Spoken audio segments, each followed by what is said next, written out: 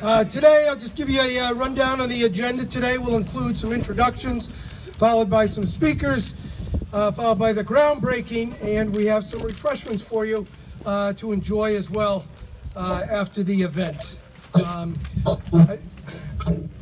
I'd like to begin by recognizing some of the individuals who have joined us today, and some who you'll actually hear from in a few minutes after our introductions. But first, and most importantly, is the incredible lady to my left, Joan Payton. Exactly 433 days ago, when Joan and Marty, principal at the high school, first spoke, all of our lives changed in a way we could never imagine. In a very special way, because of this very special woman next to me now, named Joan Payton. What started out as a very nice conversation between Joan and Marty led to Joan asking Marty what we had going on in Derby, and Marty, being Marty, throwing out the first pitch of the field house that could not be built.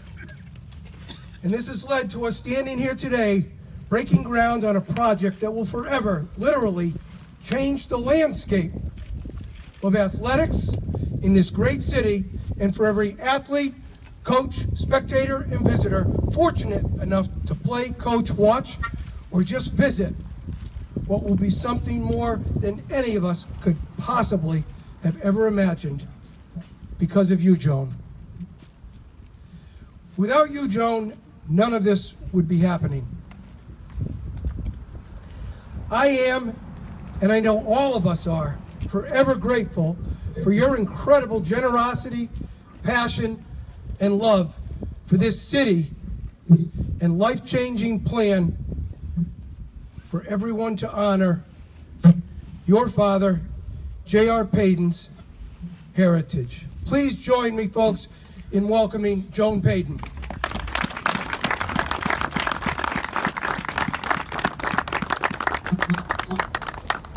I'd also like to welcome Joan's boots on the ground here in Derby is Meg Lampazzi with her husband Anthony and son Will. Welcome, Meg and family.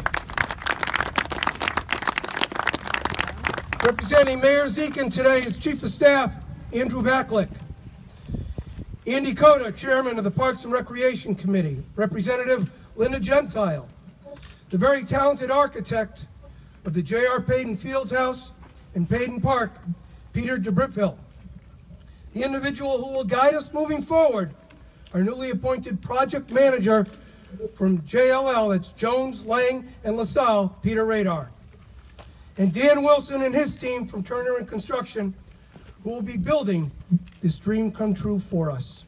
And Luke McCoy from Castle Booze Associates, who has been tremendous help throughout this entire process. There are so many people to thank for why we're here today that have sacrificed countless hours, days, evenings to get us to where we are today.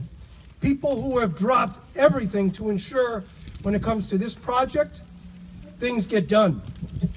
If I were to call out all of them, even with winding our clocks ahead just last week, we'd still be here till dark. So I'd like to read to you at least the committee members who get together at a minimum every 2 weeks to help guide us. And please know that many of them, it goes well beyond attending a meeting every 2 weeks. And for some of them, it is something new every day that is being asked of them. The committee members, Andrew Cota, Andy DeFala, and I'm going to pause here. Anthony is one of those individuals who gives everything and then asks, what else can I do? And what else do you need? Ted Estewan, there are some people you turn to be on a committee, and yes, I did reach out to Ted personally because of what they bring to the table. And Ted is one of those guys. Whether after practice on a weekend or just whenever you need him, which could be a phone call from the parking lot in the gym on a Saturday morning, you know he will always pick up the phone and ask, what do you need? And that's Coach George French. Peter Olenowski, Jim Gilday, Laura Harris, Janine Netto, Ken Marcusio, George Kurtica, Dan Foley, Debbie Borelli, Casey Pacheco, and Rebecca O'Hara. Martin Pascal, AKA Falco. That was one heck of a first pitch, Falco. Thank you. Others who were at the table, former Board of Ed members, Chris Robinson and Andy Mancini. Our athletic director, who is everywhere, every moment you need her, Rachel Caggiano.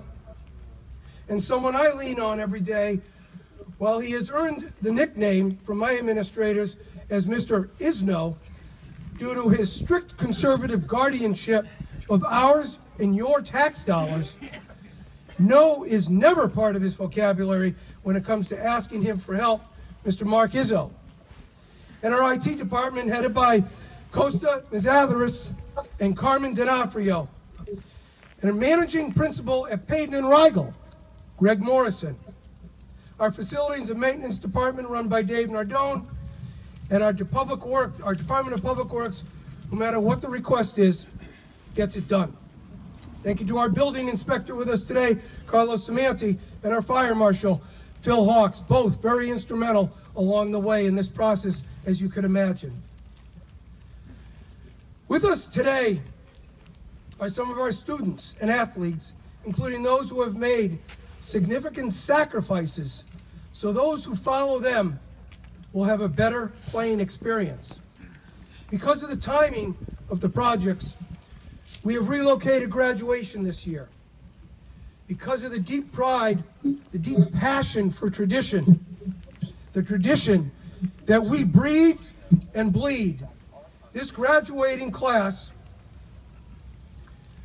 while they will walk across the same stage, that stage will not be on Ryan Field. It will be on Nolan Field, at their choice due to the project. So we've asked some here today to represent their class so we can recognize the sacrifice they are making, the break in tradition they are experiencing, so all others who follow can have a much better experience. I'd like to call upon Anthony Slowick to share a thought with you that has resonated with me ever since I first heard it. Anthony?